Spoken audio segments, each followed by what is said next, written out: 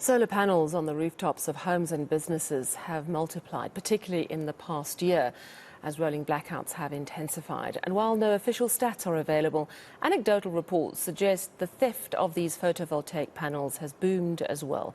I'm joined now by Rodney Taylor, Managing Director of Guardian Eye. It's a company involved in remote security and home automation. Thanks so much for joining us. So we don't have official stats. We've heard about solar panel theft. Is it really a brand new trend? Is it really increasing dramatically from what you're hearing?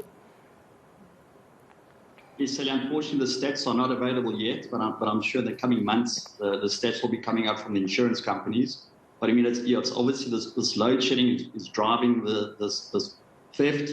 The increase of your conventional electricity is also not helping. And these solar panels and batteries are of a high value. What happened in the past is your mainstream telco providers were targets, where the base stations were seen as a target to steal lithium batteries.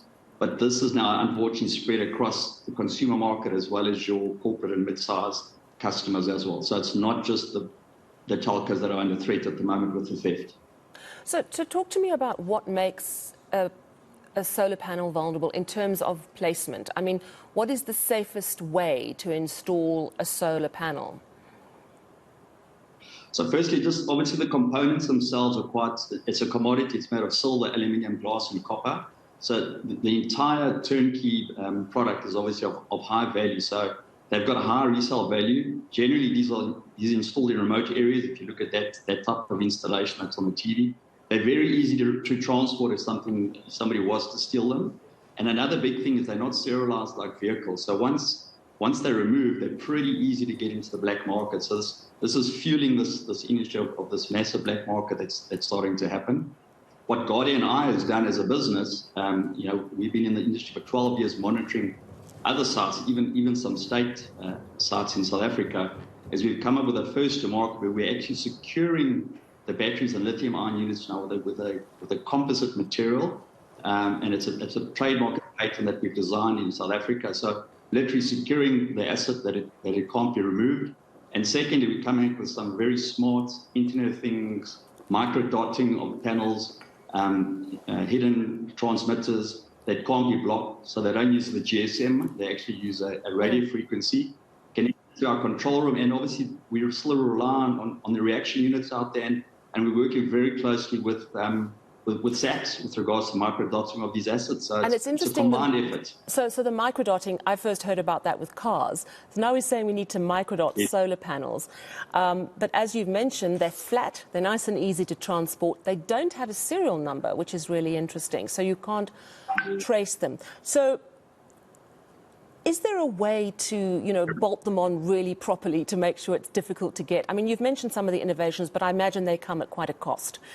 Is there a way to perhaps make sure that you, in the first instance, put your solar panels in the safest place, but also the most sunny place? I mean, that's the trick, isn't it? You have to place those panels where they're going to get the most sun, which might not be the safest place. Right.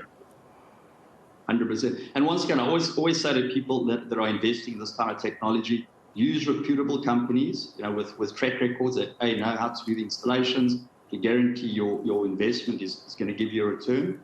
But securing panels, what generally happens is the thieves will then actually maliciously damage the units.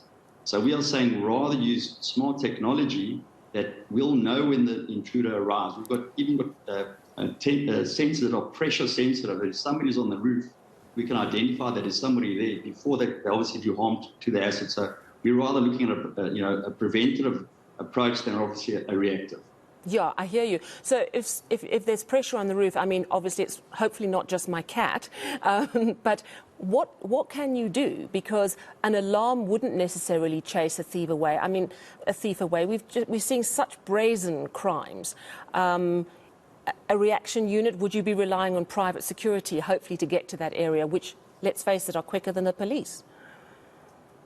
Definitely brazen crime is up, and we will know if it's your kitty cat on the roof. Our technology can actually identify even if it's a cat or even a type of vermin animal. So our technology is growing in intelligence all the time. It can even identify if a bird is on your roof. So the biggest problem we've got in South Africa is false alerts and false alarms, and that's generally why the police don't react. You know, they see it as a false incident. And even your top securities, the stats I do have, is that 97% of alarms are actually false alarms in South Africa at the moment. I mean, you've all been at home when your alarm goes off and there's actually nothing transpiring. So we're in a business to reduce all of those false alarms and all of those events. So when that event does happen, we actually know that the reaction unit is actually reacting to an event that's critically to save that asset. Talk me through an incident where, if you have one, because I would imagine this is sort of fairly new tech and it's stuff that you're developing as you see the problem in the market. Do you have case studies of where your tech has actually stopped the theft of solar panels? And if so, can you explain how it stopped? We definitely have case studies. So the first one is obviously our specialized composite that's been installed you know, in your main telco environment. There we've proven, we've driven down the damage and the theft of actual batteries. We've actually got a return on investment that we can actually show people of that type of installation when it's on an industrial level.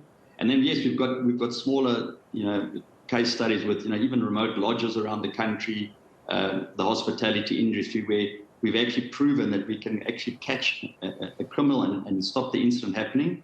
And we work very closely with your top tier 1 reaction units around the country. So definitely got stats, and we've you know, starting to build up a nice proven record of using tech, but at the same time, you still need the human element. You still need somebody to actually react to that incident. And of course, you know, Rodney, we've had huge demand for solar panels because everyone wants to be less dependent on Eskom and keep the lights on when there's load shedding. How much demand is there for your product? Is it more of a high-end product, though? Is it something that's going to cost an arm and a leg? Because let's face it, when you put solar panels on your roof, you're probably extending your bond to do so. Definitely. And that's why we see it as a critical asset. I mean, people are putting these big investments, you know, into their properties, and you know, we've had incidents before our technology was installed where a person literally installed it and the following day, you know, the asset had been stolen. So now we're working very closely with even finance companies, and we're starting to embrace insurance companies that for as little as 99 Rand a month, you can actually have our entire stack of technology monitoring your site. There's different tiers, and I mean, and when you talk about cost effectiveness for an entire site, I'm talking about a corporate site, you're in for 799 Rand per month. So this is very affordable. You know, we want to be able to allow this to be able to go out to the masses and not just to the select few. All right, and you say, so you can currently insure your solar panels with an insurance company. Are you saying that insurance companies are also looking at your technology, perhaps to buy into it? Correct. They're looking at it as a way to drive down premiums, because obviously the less incidents and the less theft that's happening, it's, you know, it's better for the consumer as well as better for the insurance company as well as the financier. You know, they don't want to finance assets that then get stolen, and you know, the consumer. A lot of these deals out there, the consumer's buying the solar. One, yes, to keep the lights on, but there's also a return of investment because it costs less to generate power than it does to use your traditional utility. So now there's an entire business model around it where the consumer, insurer and the financier, you know, they're all in this together to ensure that the equipment stays there and it can generate electricity. Absolutely. Thank you so much. Rodney Taylor, Managing Director of Guardian Eye. It's a company involved in remote security, home automation, coming up with clever ways to stop thieves stealing your solar panels. Of course, this is a problem we are facing. No official stats yet, but it does seem to be on the rise.